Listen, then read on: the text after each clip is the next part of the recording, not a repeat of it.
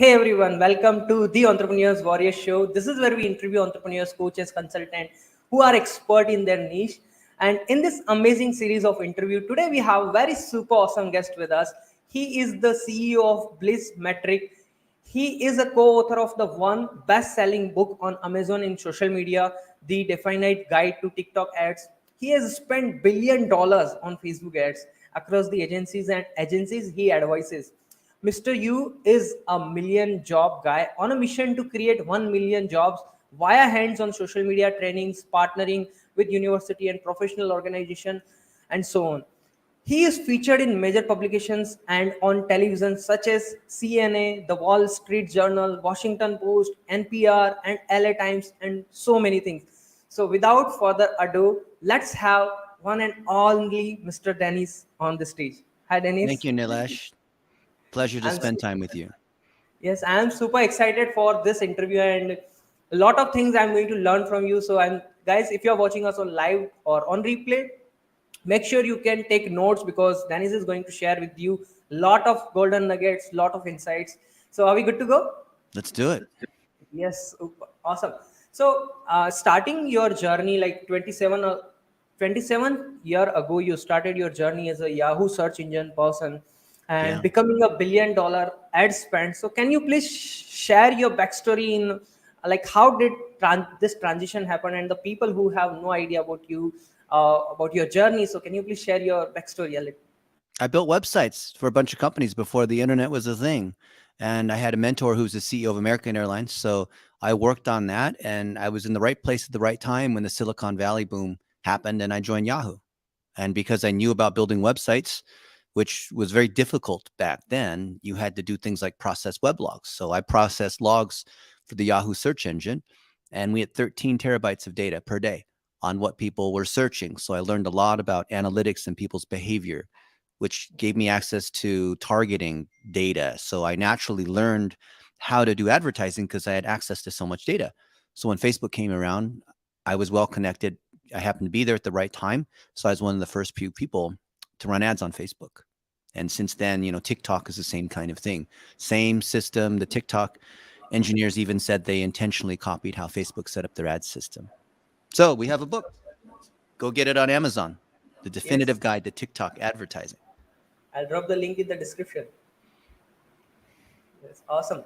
Thank you for sharing this journey of yours. That is something coming from TikTok, then coming from Yahoo to Facebook ads, and then TikTok, and all those things you've seen in your journey. So you spend $1 billion on ads across the various agencies. Can you please share the some key insight or strategies that have consistent delivered impressive result for your clients, so the people who is watching us can take. Yep. So, number one thing, it's not how good you are at advertising, it's the client that you select.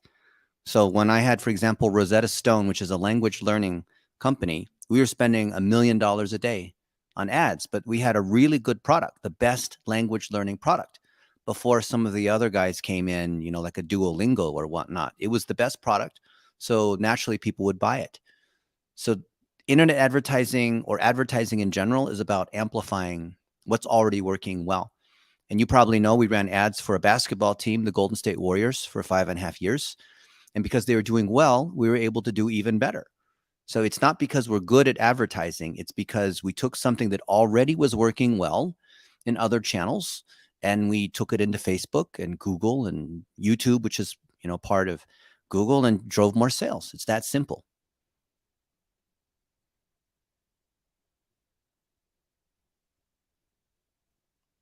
Looks like we lost our guy. Maybe the internet in India isn't all that reliable.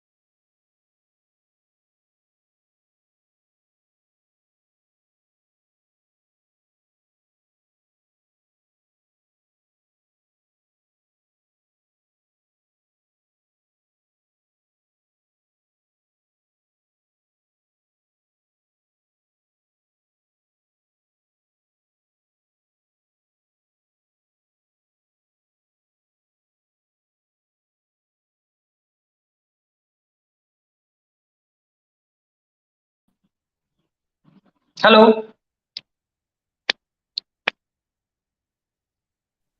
Hi, Dennis. Lost Actually, lost you I there. lost the Okay. internet. I lost the internet connection. Sorry for this. Hey, it Sorry for happens. this. Yeah. So I'm asking like you will are you hear me loud and clear? My Yeah, voice is clear to you? you sound great. You probably want to fix your microphone. Yes. Now it's clear. Yeah, it's clear. Awesome. Thank you. So you have spent $1 billion on Facebook ads across the various agencies. So can you share the some key insights or strategy that have consistently delivered impressive result for your clients? Well, number one thing is choose good clients that are doing well. Because if doing well, it's very easy to do advertising. And the more money you spend, the easier it is to do advertising because there's more data. The system is able to optimize. So when we were spending $1 million a day for Rosetta Stone, it was very easy because I had hundreds of ads that we were testing. And the ones that did the best, we started initially at $1 a day. We put $100 a day, $1,000 a day. If my budget is only $100 a day, I don't have much room for testing. So what I want are the clients who are spending a lot of money and give me creative freedom and already have a product or service that people really like. Yes, that's a really powerful thing.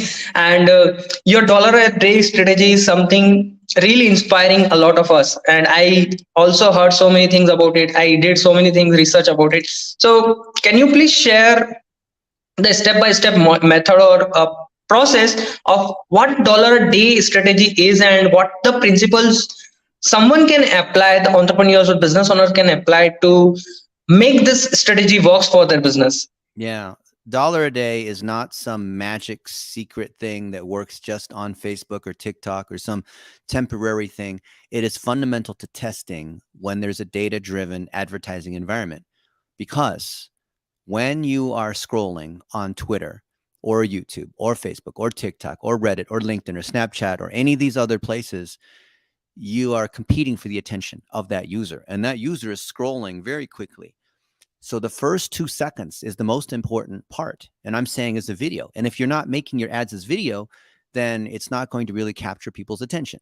So the hook is what we're really testing for in the very beginning to even get their attention. Because if what we say later in the video, if our offer, if our product, if all of this stuff was edited very nicely, whatever it is, if people don't get to that part because they skip the first 2 seconds, it doesn't matter. So the dollar a day strategy is to be able to test lots of creatives to find out which initial hook performs the best. And then I could put $5 a day, $10 a day, and optimize for conversion. And this works on every single channel. It's not just Facebook. My friend Tom Breeze, who's the #1 YouTube performance advertiser, has been testing this on YouTube, and he says it works really, really well.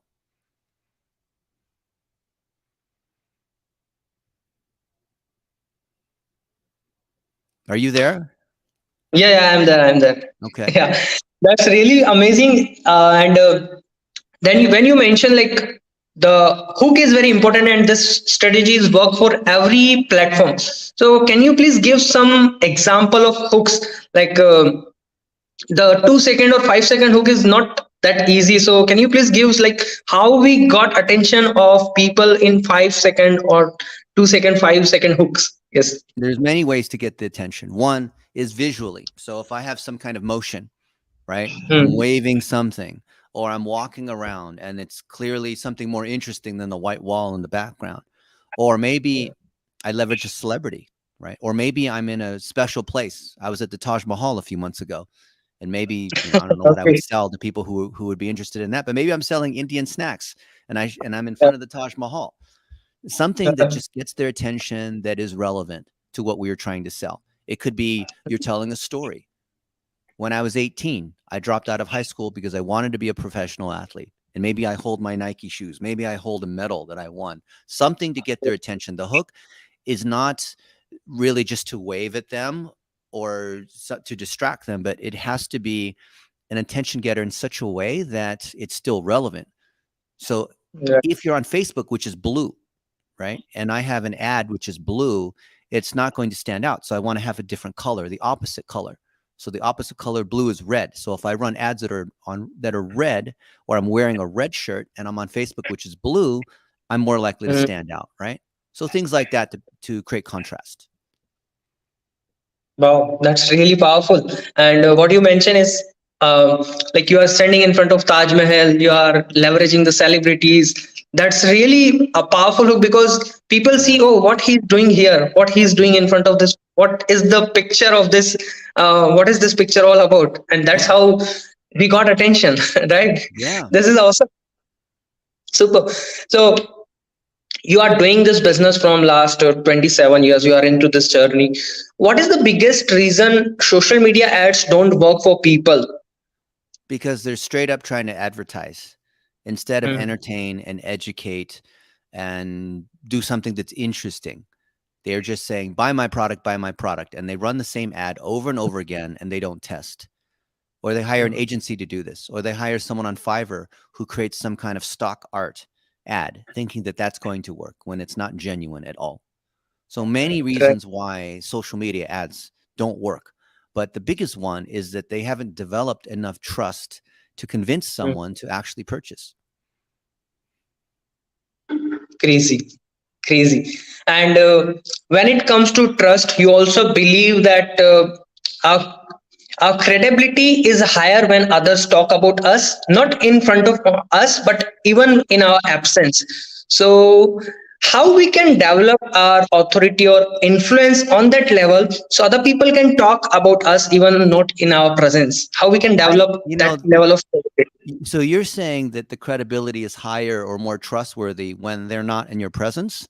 I would Yeah. argue that if they're talking about you in their presence, that it's actually Mm, more authoritative because co-created content, such as a mm, podcast like this one, shows mm. that there's a strength of relationship. It shows that you're spending time with somebody, ideally in person, physically, instead of like on a Zoom or something. But it's really this simple. If you take good care of people, you take good care of your employees, of your customers, of the other partners that you work with, that will reflect. And I get videos all the time. People tag me in posts saying that they studied my training and it changed their life. And, we've never talked before necessarily, but they're saying something good about that. So it's very simple. Treat people well, put value out there, no secrets, just teach what you know openly. And people, if what you're saying is good and you're helping people, they will talk about you. It is not Right. magic. Yeah. It's not a testimonial. It's not something you're trying to force someone to say good things about you. Definitely, definitely. I'm not pushing people ki talk about me.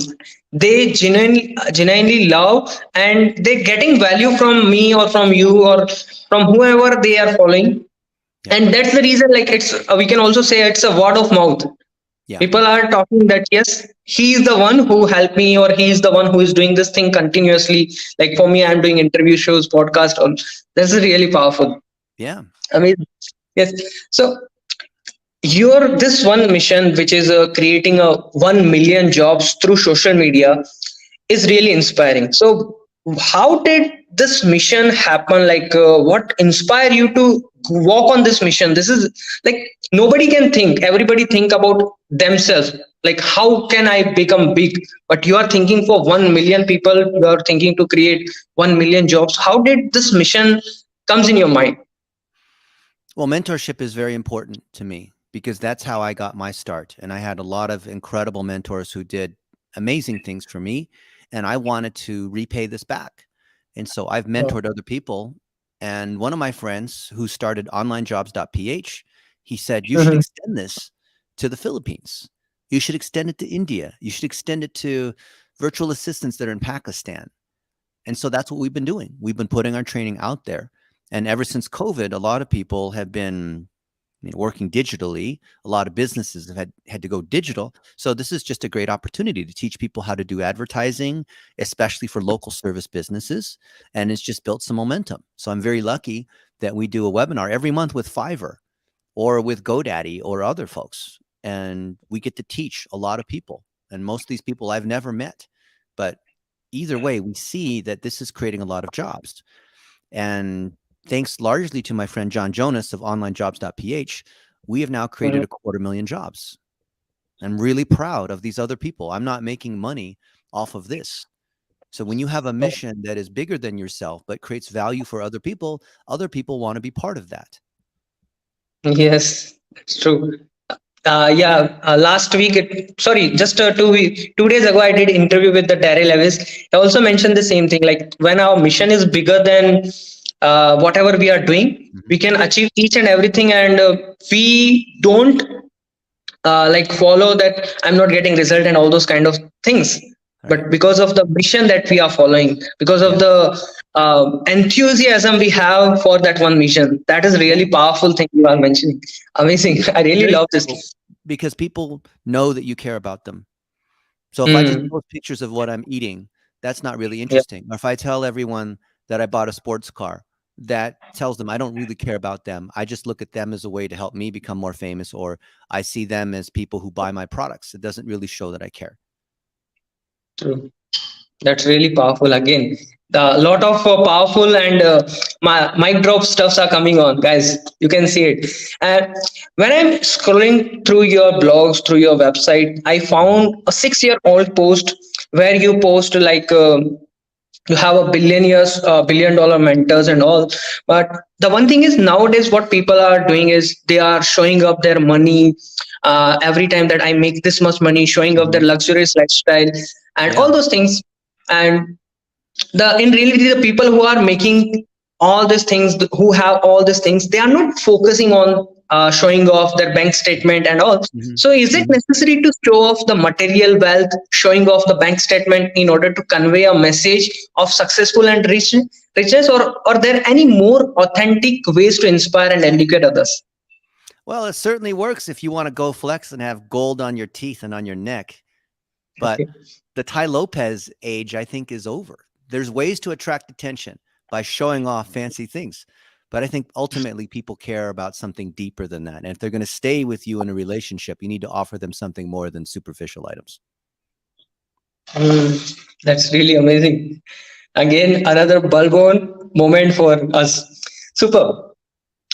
So you have in the same post, I found that you have a billionaire mentor and all. So Mhm. what is the great experience you must have had and life lesson you have learned from all this amazing, incredible mentors in your life? I'm very, very lucky that I know a few Yes. billionaires who are willing to spend time with me where I can ask them questions, dumb questions that they will answer. And what I have learned is that these are normal people. Because when you've never met someone who's very, very successful, you might think that they're like a god, but they have to go to the bathroom. They have fights with their wife. They get depressed. They sometimes trip and fall. They have normal human being sorts of problems. And when you realize that, you realize, you know what? Yes, this guy's very successful, but I can see that he's really not any different than me. He maybe just has some more experience, and I'm better than him in some ways. So he's going to mentor me in some things that I don't know about. And then I'm going to create some value by helping him in areas that he doesn't know anything about. And so it becomes a mutual relationship. And that's what a great mentorship is. That's really insane. What you mentioned is they are not God, and they are also a human being with like us, and they have the same routine. They have just the one thing is the more successful they are, the more humble they are. That's the main Yeah. point that here it is, right? Yeah. Really love this. Yes, and here is one question we have from audience as well, and I'm also seeing a lot of your interviews in the past. You're Mm. sitting very calm, cool. So how you develop this calmness in yourself? I'm not thinking about being calm. I'm thinking about Yeah. how we can create the most value. And also Yes. the environment that you're in, being around the right people, eating well and Yes. exercising and having enough sleep. That's not Mm. something you can really fake. You can tell when someone's under a lot of stress. You can tell, right? I was with one of the top mentalists on the planet a few hours ago, and he was able to read my mind and read my friend's mind because that's control over your mind. Like, I believe more important than wealth or having a skill like building websites or writing copy is having control over your mind and over your emotions and over your body. So when I see someone who's fat, they can have all kinds of reasons for that, but it means that they have no control over their body, right? So I feel like I have pretty good control over my mind, over my emotions. I don't get flustered or mad very often, but I see other Mm. people that have way stronger control over their mind or other people's minds, hopefully not in a manipulative way. And I admire that and I want to learn. Yes.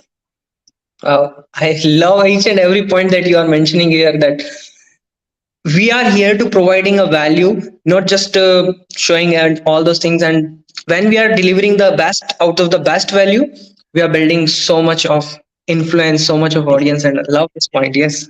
Yeah. Amazing. And you have worked with the wide range of clients, from global brands like Nike and Red Bull, and local businesses like real estate and dentists. Yeah. So what are some common challenges that businesses face when it comes to advertising their businesses? They don't know how to work with the people that run the ads or create the content. Mm, So a dentist can be really good at being a dentist and drilling teeth, but he's not going to be the one that builds the website and runs the local service ads and makes the posts on Facebook and whatnot. So mm, people who are really good in one area, they usually suck when it comes to the marketing. They might know a lot about pest control. They might know a lot about doing triathlons. But when it comes to marketing, that is another area of expertise that most business owners, because they think they know so much about the one area that they're an expert in, they fall down in marketing. And this is a great opportunity for all the young adults that are watching right now, because they can learn the marketing skills and help these other people that are expert in their area. But it's the same problem. Whether we're running ads for like a Nike or a furniture store or a pest control company, it's the same thing. We recognize and respect that they're very good at the thing that they do, but mm. they're so bad at marketing. Yeah, true. Definitely. And when we understand that how I can market my product in a better way, how I can give that this is my product, and understand that that's how I can market, Mm-hmm. they can grow and they can scale up their business. And that's the really important point. Like opening up a showroom or opening up a business is not only Yeah. important, it's also necessary to market it. Right. This is Yeah. really great. And yes, now the world is moving towards the artificial intelligence, Mm-hmm. AI, chat GPT. So how does it going to affect the human beings, business owners, all the people on the planet? What it's not going to do is help a dumb person become more effective. What it will Mm, do is help someone who understands strategy and is an empathetic communicator and storyteller be able to get a lot more done. It has nothing to do with ChatGPT or Bard or Descript or whatever the different tools are. There's lots of tools, and every day there are more and more tools. A lot of people, they obsess over their favorite tools. Nilesh, I can run your voice through 11 laps and do all kinds of AI things and auto tune you as Drake or something like that. But that's not really what success is, because like we said, it started with the authentic stories of something that's already working, a product or service that people already know about, where we're able to get more efficiency in creating more content and optimizing content. So for those of you guys that are watching, your ability to be successful with AI tools is actually based on your ability to create relationships and be empathetic, not in your technical skills, not in having the latest tools. So building relationships and being empathetic is not about talking about your skills and how good you are and all of these things that I typically see from people who are freelancers or entrepreneurs where they talk about themselves, but mm, showing empathy where you care about someone else and where you're listening to them.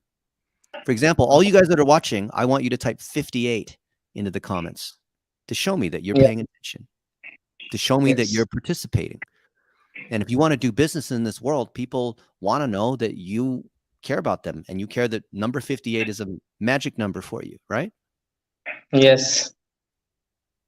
Like love this, love this. Yeah. Showing, connecting with them, showing them that they are human being, and we are not showing our ego and all those things. That's Yeah. how, that's really powerful method you just shared with us. Like, yeah, Yeah. we have people who's typing 58 in the comment section Yeah. as well. All you guys type in 58. I want to see everyone else Yeah. type in 58. Show Yes. me you're paying Yes. attention. Yeah. They all are paying attention. So, Dennis, uh, your journey is it like 27 years in the journey? What is the three biggest mistake or learning of your life that you want to pass on or you want to share with us in this episode? So the people who is in 20s or in their 30s can learn from your journey, or from your mistake, we can say your learnings in you from Mhm, your experience, what is mhm. the three thing that you want to share with us? Well, I'll start with one. And Yeah. I thought because I was good at math and good at technical skills that I could just gain more skills than everyone else and work harder than them and therefore be more successful. Kind of what you learn when you're a student. But I discovered there's something far more important, and that is your ability to build relationships with other people. The soft skills are way, way more powerful than any technical skills. And the acceleration that we see in technology and all these tools that are coming rapidly at a faster pace cause your technical skills to deteriorate, to be worth less and less. So while I love playing with different tools, I recognize they expire much faster. So I Mm. wish that I had learned about how to build relationships. I wish I had gone out to dinner more with friends. For Yes. almost 30 years, I worked all the time. I was constantly programming. I was working in data. I was reading books. I was doing all these things, which you might think are very good things to do. But you know what I wasn't doing?